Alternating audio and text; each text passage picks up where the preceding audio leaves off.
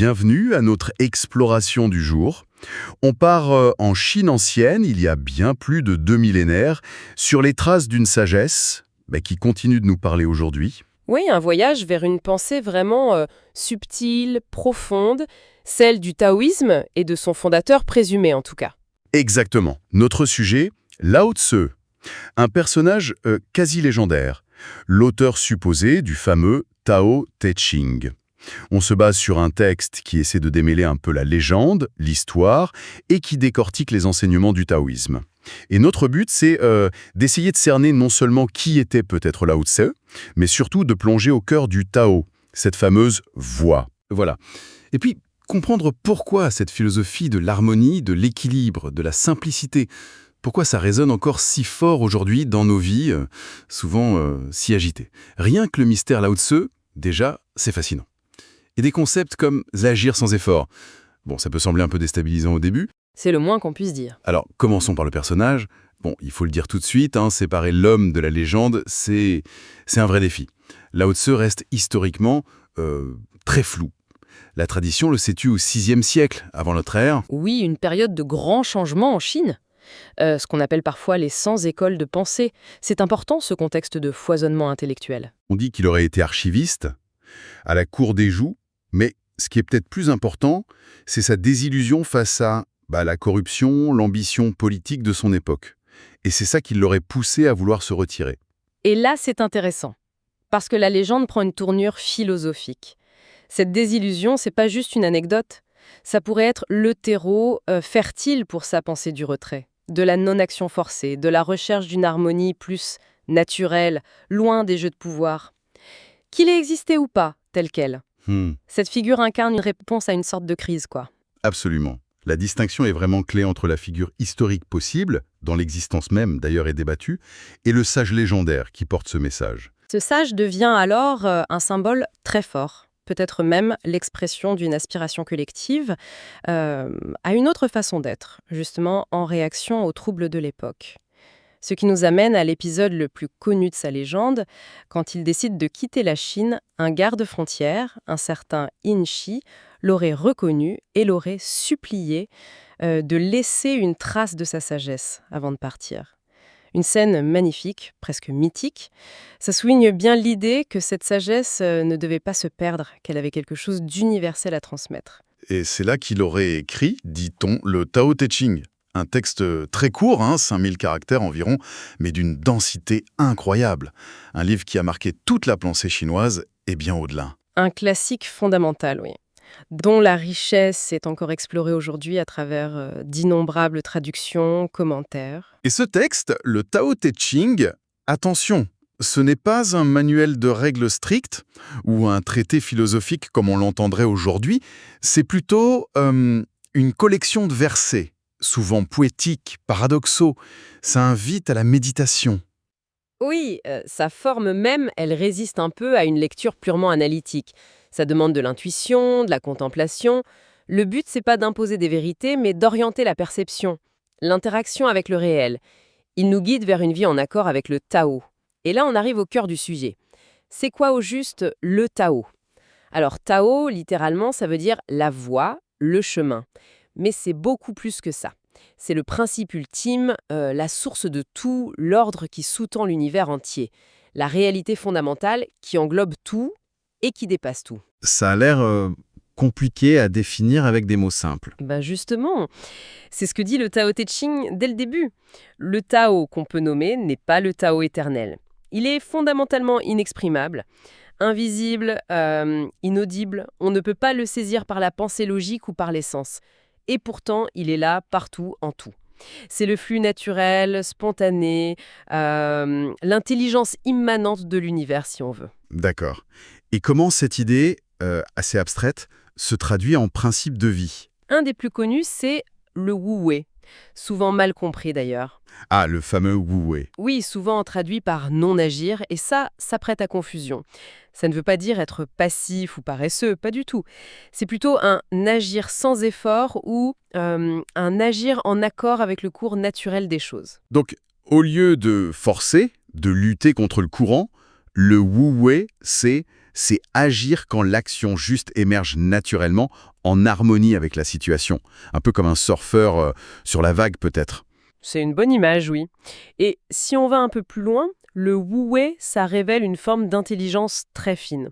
Ça suggère que la vraie efficacité, elle ne vient pas de l'acharnement, du contrôle à tout prix, mais de la capacité à sentir les dynamiques en jeu et à s'y ajuster fluidement. C'est savoir quand agir, quand ne pas agir, et comment agir avec le moins de résistance possible.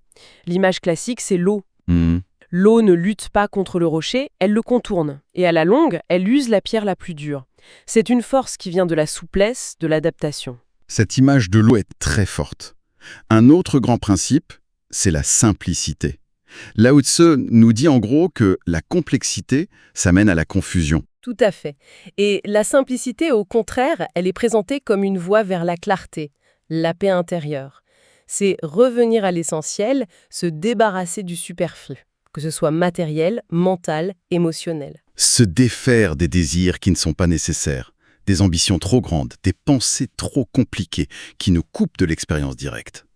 Et ça résonne particulièrement aujourd'hui, non hein? Dans un monde qui valorise souvent la complexité, la performance, l'accumulation, la simplicité taoïste a un côté presque radical. Elle suggère qu'il y a un lien direct, moins de complexité dehors, plus de clarté dedans. Se contenter de peu matériellement peut vraiment libérer l'esprit. Ce n'est pas juste une question de déco minimaliste, quoi. C'est une voie vers la tranquillité. Parlons maintenant de l'humilité et de la douceur. Le Tao Te Ching dit des choses assez étonnantes, comme « le faible et le souple l'emportent sur le dur et le fort ». C'est très à contre-courant de nos idées habituelles où la force est associée à la rigidité, à la puissance affirmée. Le taoïsme, lui, il propose une vision complètement différente. Il met en avant la gentillesse, la flexibilité, l'humilité, pas comme des faiblesses, mais comme des forces cachées, plus durables en fait que l'orgueil ou l'agressivité. L'image classique, c'est le roseau qui plie sous le vent et qui survit, alors que le chêne, lui, rigide, peut casser. Associé à ce qui est mort, sans vie. Alors que la souplesse, la capacité à céder, à s'adapter, c'est le signe même de la vitalité. La douceur permet d'absorber les chocs, de contourner les obstacles, de durer. C'est une forme de résilience très profonde. Ça nous invite à repenser ce qu'est le pouvoir finalement. Peut-être que le vrai pouvoir, c'est pas la domination, mais la capacité à s'harmoniser, à persévérer. Ça nous mène tout droit à l'harmonie avec la nature. Le taoïsme dit clairement, nous, les humains, on n'est pas séparés de la nature, on en fait partie intégrante. C'est une vision fondamentalement écologique, bien avant l'heure. L'idée, c'est que la paix, l'équilibre, on les trouve en s'alignant sur les rythmes naturels. Les saisons, le jour et la nuit, la croissance, le déclin. Observer la nature devient une source d'enseignement direct sur comment fonctionne le Tao. Comprendre comment marche un écosystème, c'est peut-être un peu comprendre comment marche l'univers. Exactement. Il y a une sagesse énorme à tirer de cette observation patiente du monde naturel. Une sagesse basée sur l'interconnexion, l'équilibre dynamique et l'acceptation des cycles naturels. Et pour finir sur les grands concepts, il y a le contentement. Lao Tzu insiste beaucoup là-dessus. La vraie richesse, c'est pas les biens matériels, le statut, le désir sans fin, la poursuite de toujours plus, c'est vu comme une source majeure d'insatisfaction, de souffrance. Une course qui ne s'arrête jamais. Il y a cette phrase très connue, celui qui sait que l'assez est assez aura toujours assez. Le bonheur, ça ne viendrait pas d'acquérir ce qui nous manque, mais d'apprécier ce qu'on a déjà. Et ça pose une question essentielle à notre société actuelle, tellement centrée sur la croissance, la consommation. C'est quoi notre définition du succès ? Le contentement taoïste, lui, il propose une richesse intérieure, une satisfaction qui ne dépend pas des circonstances extérieures. C'est une forme de liberté assez radicale. Être en paix avec ce qu'on a, là, maintenant. Alors, après avoir vu tout ça, qu'est-ce que ça peut bien nous dire aujourd'hui, 2500 ans plus tard ? Quelle pertinence ? Eh bien, leur pertinence semble étonnamment forte.